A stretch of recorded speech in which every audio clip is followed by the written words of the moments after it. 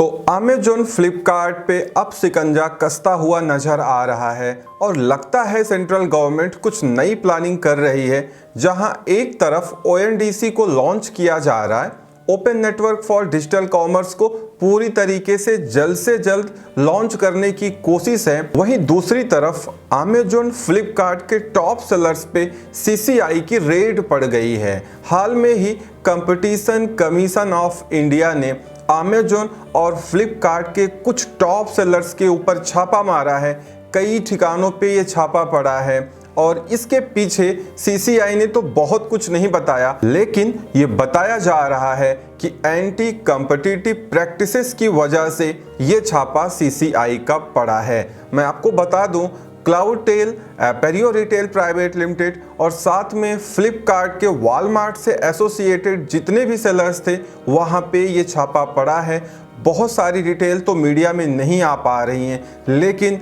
CCI इस समय बिल्कुल मूड में है और बहुत सारी जो एंटी कंपटीशन की कंप्लेन आ रही है, उसके पीछे सीसीआई ये जानने की कोशिश कर रही है कि ये क्लाउडटेल और एपेरियो ये किस तरीके से अमेजॉन पे काम करते हैं, कैसे अपने प्रोडक्ट को सेल करते हैं। और साथ में यही हाल फ्लिपकार्ट का भी है, जहां पे वो टॉप सेलर्स जिनका एसोसिएशन वॉलमार्ट के साथ में है, उन पर भी सीसीआई की नज़र है और ये चेक किया जा रहा है कि क्या ये वाकई एंटी कॉम्पिटिटिव प्रैक्टिसेस इंडिया में अडॉप्ट कर रहे हैं या ऐसा करते भी हैं कि नहीं करते हैं। वैसे CAIT means confederation of all India traders ने इसका वेलकम किया है और सीसीआई के इस स्टेप की बहुत सराहना हो रही इंडिया में, जो हाल में ही रेड पड़ी है। मैं आपको बता दूं, एक तरफ भारत देश के प्राइम मिनिस्टर का जो ऑब्जेक्टिव है वो ये है कि जो स्मॉल रिटेलर्स हैं, स्मॉल सेलर्स हैं, वो आगे बढ़ें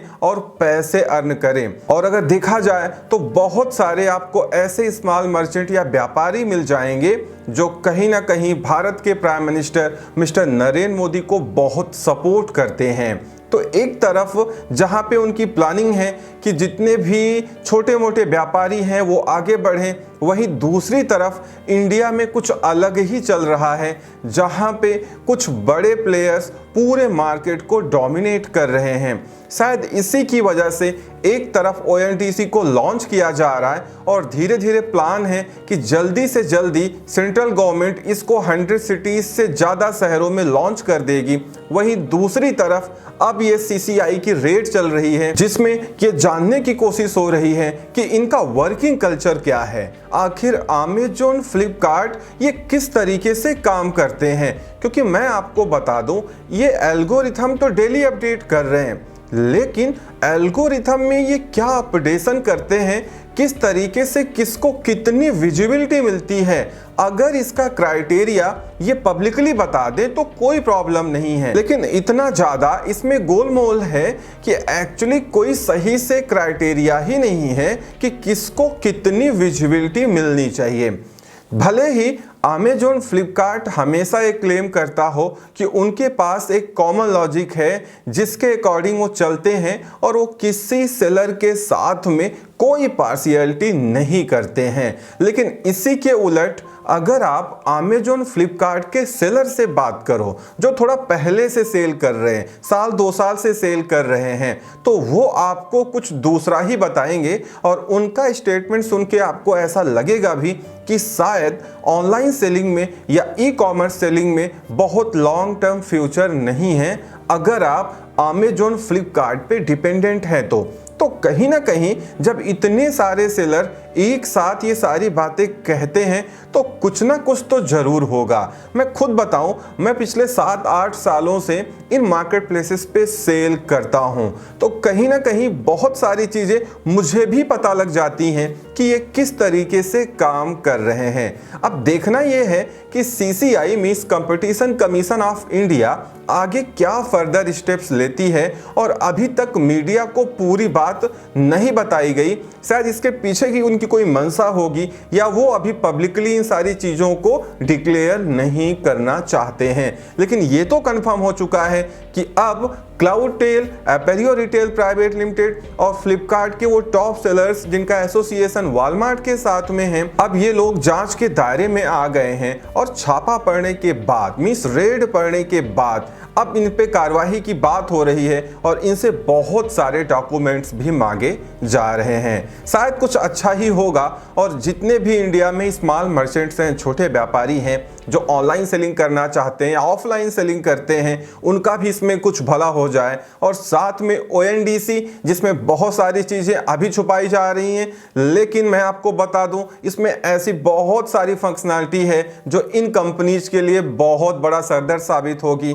और जैसे ही ONDC फुली फंक्शनल हो जाएगा, अमेजॉन, फ्लिपकार्ट बहुत ज़्यादा नुकसान उठा सकते हैं, क्योंकि ये बनाया ही प्लेटफॉर्म इसीलिए गया है कि इनकी जो मोनोपोली है उस पे लगाम लगे और इंडिया में जो ये बड़े प्लेयर्स डोमिनेट कर रहे हैं यहाँ पे सबको मौका मिले। इसीलिए ये जो कमेटी बनी है ONDC की, जहाँ पे सारा काम चल रहा है, उसमें हर तरीके के लोग हैं और ऐसे लोग भी हैं जिनको ई कॉमर्स का काफ़ी एक्सपीरियंस है। तो इसीलिए सेंट्रल गवर्नमेंट एक सिंक्रोनाइजेशन स्थापित करने की कोशिश कर रही है, बनाने की कोशिश कर रही है सारे व्यापारियों के बीच में, जिससे जो ये कॉन्फ्लिक्शन पैदा हो गया है इंडिया में कि कुछ ही लोग सेल कर पा रहे हैं, बाकी लोग बैठे हुए हैं, उनकी सेल नहीं हो रही है, चाहे वो ऑफलाइन रिटेलर्स हो चाहे ऑनलाइन रिटेलर्स हो, कहीं ना कहीं प्रॉब्लम सबके साथ में है। शायद इसी को देखते हुए सेंट्रल गवर्नमेंट ने, मींस कॉमर्स मिनिस्ट्री ने ONDC को बहुत जल्दी लॉन्च किया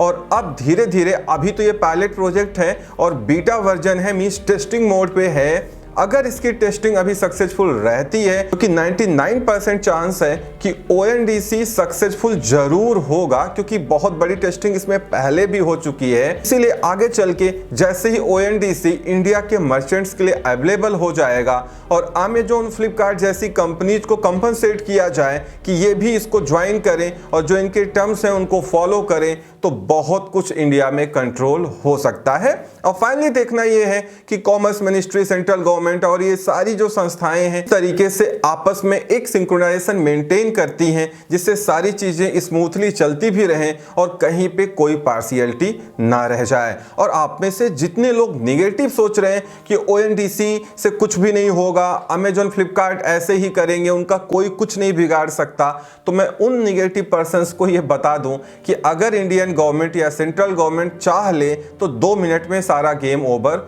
हो सकता है। इसीलिए आप ये सारी चीजें भूल जाओ कि कौन क्या कर रहा है, किसका कौन क्या बिगाड़ पाएगा। सारी चीजें सही चलती हैं, लेकिन एक कहीं ना कहीं स्मूथनेस और सिंक्रोनाइजेशन बनाने की जरूरत होती है। इसीलिए ज्यादा निगेटिव इसमें कहने की जरूरत नहीं है, ज्यादा निगेटिव नहीं होना है। जो होगा वो शायद अच्छा ही होगा, अदरवाइज ONDC को तो बनाया ही नहीं जाता। इतना पैसा खर्च हो रहा है, इतना बड़ा प्रोजेक्ट है, तो वो कहीं ना कहीं इंडियन मर्चेंट्स को या इंडिया के जो व्यापारी वर्ग हैं उनको देखते हुए ही ये काम किया जा रहा है और उन्हीं के लिए ये सब किया जा रहा है। तो हमेशा पॉजिटिव सोचिए, क्योंकि निगेटिव सोचने का कोई फायदा तो आपको मिलना नहीं है। साथ में आपकी जो मेंटेलिटी है, आपका जो ऑब्जेक्टिव है, आप जो काम कर रहे हैं, उसमें भी फिर निगेटिवनेस आ जाएगी और आपको प्रॉब्लम आने लगेगी। इसीलिए हमेशा पॉजिटिव सोचिए। किसी चीज के कुछ एडवांटेज होते हैं तो कुछ डिसएडवांटेज भी होते हैं, सबको साथ में लेके चलना चाहिए। तो इस वीडियो में इतना ही।